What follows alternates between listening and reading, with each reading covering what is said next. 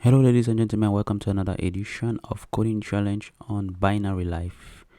If you're new to the channel, Binary Life is a channel that teaches new developers how to code and by doing exercises so that you can see the walkthrough process and how the solution comes about. Today we're going to be solving the twisted sum.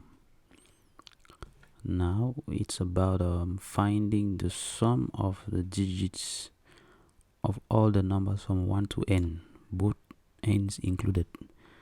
So if n is given to be 4, we're going to do the sum of 1 plus 2 plus 3 plus 4. If n is given to be 12, for example, we're going to do 1 plus 2 plus 3 plus 4 up to 9, and from 10 we split and do the sum of the individual numbers that make it up. So will be 1 plus 0 for 10, 1 plus 1 for 11, and 1 plus 2 for 12. Alright, so what shall we do? First I am going to create a sum variable and initialize it to 0, which is going to contain the sum as we move along. And I'm going to make a for loop for a number that's going to start at 0 and is going to end at n.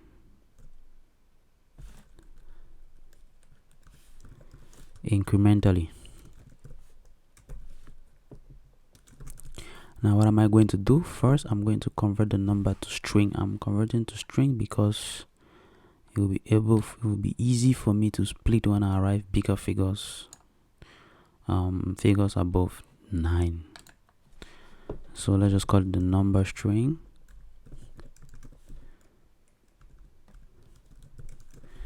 I'm going to take the number and convert to string. Okay, now I'm going to check if the length of the number, since it's a string, if the length is equal to 1, which means it's a single digit. Inside sum, I'm just going to add the number. So it's going to be sum. To convert back that number to string, I just need to put a plus name string.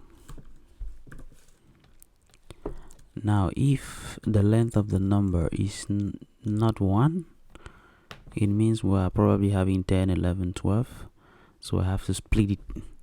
So I'm going to create a sub array. Let's just call it a sub array, which is going to contain the number in string that is split to make up the individual digits. And I'm going to loop through this array to add every digit that is inside. So I can use another for loop like line 3, but I'm just gonna use I'll just call it the sub array. I'm going to use the for each loop.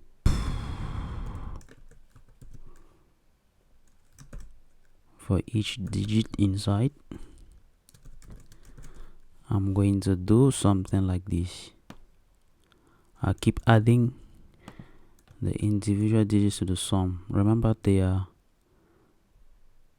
string, so I have to convert to a number, so this will be digit. At the end of all that, I'm going to return our sum.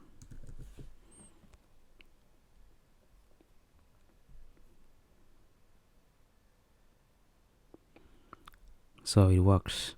Now you can simplify multiple syntax here, like you can do something like this, but since it's not very readable, that is why I put it this way. Alright, so let's submit so that we can see other approaches.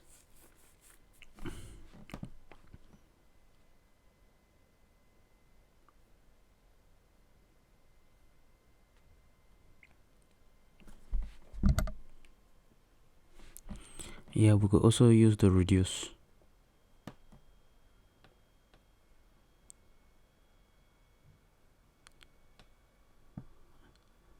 This is not very intuitive to grasp at first glance. We are practically second in the solution. Now this is the same scenario here, just like we did, just compress in one line. So we can see that there is some splitting that is done, and we have the map, which is the equivalence of the for loop for us. We have the map, we map, and we map each number to the pass int is another function to convert to number, just like we use the plus. It's practically different functions of JavaScript, just put on top of, stacked on top of each other. We are using arrays, just like we did. We are using splitting and joining, but we never needed to join for our case. And we are using reduce, which is a sum function that we decided to do using the for loop. It's practically the same logic.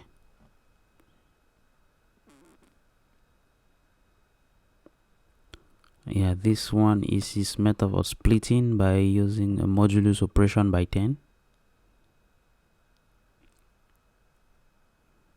Well,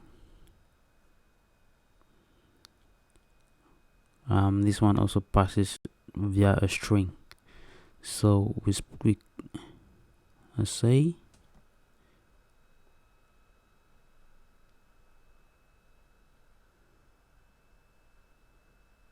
crazy. You see, this is not very intuitive.